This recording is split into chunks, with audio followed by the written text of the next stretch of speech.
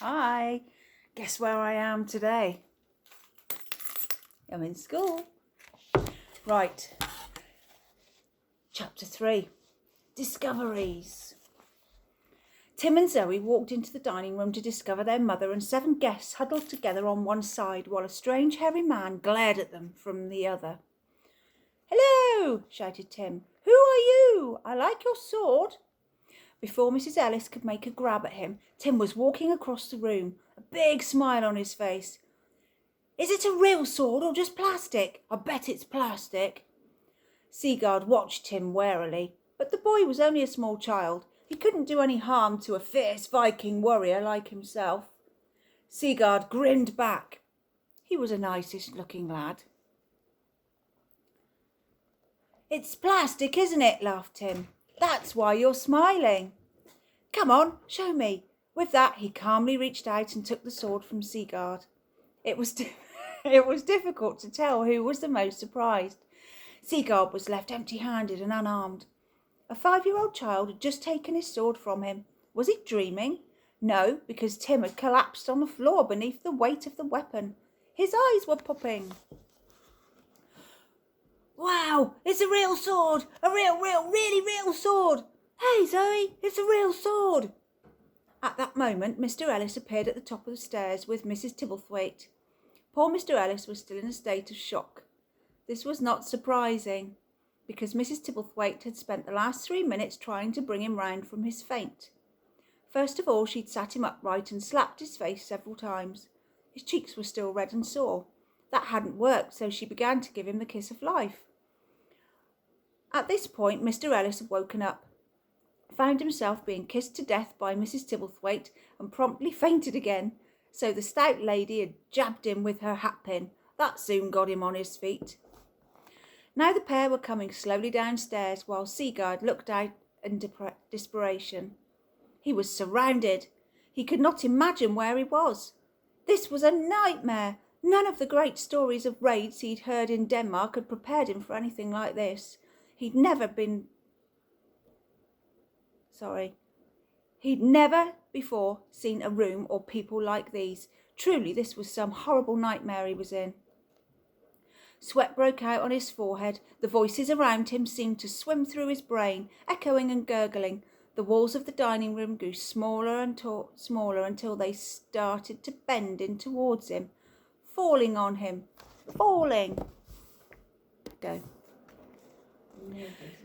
Sigurd tottered forward and crashed unconsciously across a breakfast table. A glass of orange juice flew through the air, nicely sprinkling the guests as it passed overhead.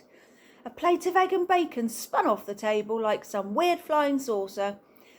It deposited its passengers in an eggy mess on the carpet, then flew on, hit a wall and shattered.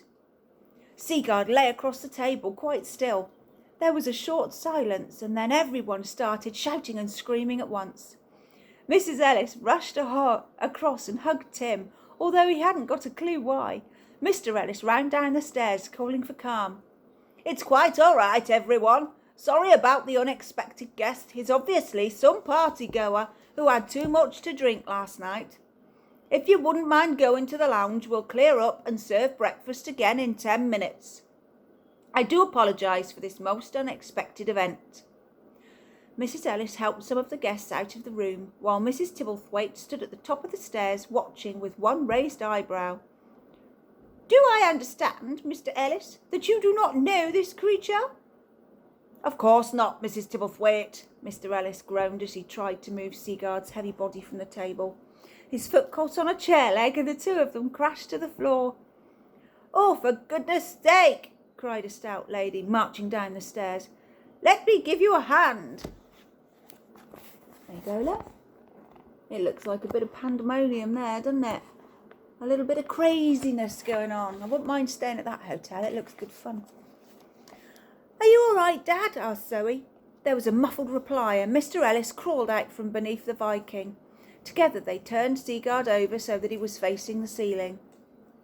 "What a mess! Look at him, drunk as a peg." "It's a brill sword, Dad," cried Tim. "Look!" "It's a pretty good costume too," Zoe added. "It's so real." Pongs a bit, though. Mrs. Tibblethwaite sniffed loudly. That's the drink. I don't think so, murmured Mr. Ellis. Smells more like seawater to me, and an old food and damp leather. Disgusting. He should be put in a bath at once. Mr. Ellis thought for a moment. Penny asked if she could call the police, but her husband shook his head. This man is only drunk. I bet he'll have a splitting headache and feel very embarrassed when he wakes up. We'll put him in room 12 where he can sleep it off. Mrs. Tibblethwaite, would you mind helping us get this Viking up to room 12? I'm so sorry you found him in your bedroom. I can't think how that happened. Surprisingly, Mrs. Tibblethwaite was now quite calm about the whole business. It's all right, Mr. Ellis. Hotel rooms are usually such dull places. I must admit, it was a shock to find him asleep in my bed, but at least it's something I shall remember for a long time. I'll take his left leg. It took 5 of them to carry Seagard up the stairs to room 12, where they laid him out on the bed. Well, said Mrs. Tibblethwaite, all that excitement has made me hungry. Perhaps I'll have breakfast after all.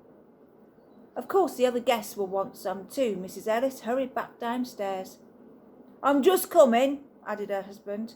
Tim, Zoe, stay here and keep an eye on this chap, will you? Come and tell us the moment he wakes up. Downstairs, the Viking Hotel returned to normal. All was calm in the dining room as the guests finally finished their breakfast, and soon the unwelcome visitor was forgotten. However, things in room 12 were not calm at all. Just as Tim and Zoe were beginning to get rather bored with watching a sleepy body, Seagard began to wake. He opened his eyes and tried to sit up. Then he clutched his head and fell back.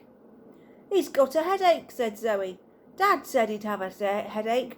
Give him some water, Timmy. Seagard took the water gratefully and managed to prop himself up on a few pillows while he drank. He glanced at the 2 children and around the room. He felt for his sword, but of course it was gone. Seagard sighed. It was quite plain to him that he'd been captured. Now he would probably be killed. There was no mercy for Viking raiders. Hello, smiled Zoe. I'm Zoe. This is my brother Timmy. Tim, not Timmy, grunted his brother. How do you feel? Said Zoe. Seagard listened to the strange noises being made by the children. He could not understand a word. Zoe was watching his face carefully. I don't think he understands. I don't think he's English. Of course he isn't. He's a Viking, a real Viking. Don't be stupid. Zoe pointed at herself and said her name several times. Zoe. Zoe. Zoe.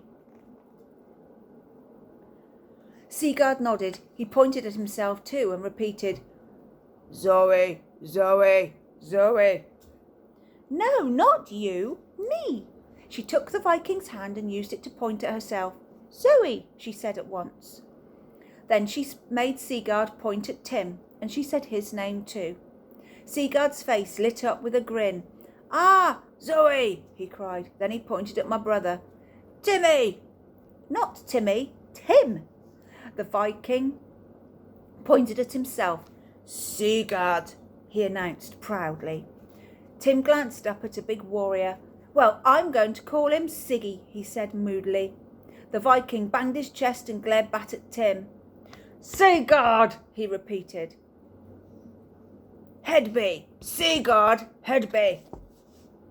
All right, muttered Tim. Keep your hair on. If you want to be called Seagard Hedby, you can call me Tim Ellis. In fact, you can call me Master Tim Ellis.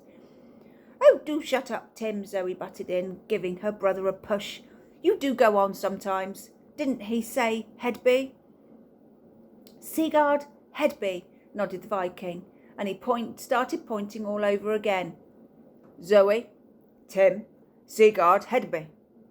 Master Tim Ellis, insisted Tim. Will you stop pushing me, Zoe? You don't understand, do you, Tim? Seagard keeps saying Hedby, but it's not part of his name. I think it's where he comes from. What do you mean? Zoe shook her head. Oh, her face was pale and excited. We learned about Hedby at school. It was a famous Viking settlement in Denmark. But he is a Viking, said Tim. So what's so special about that?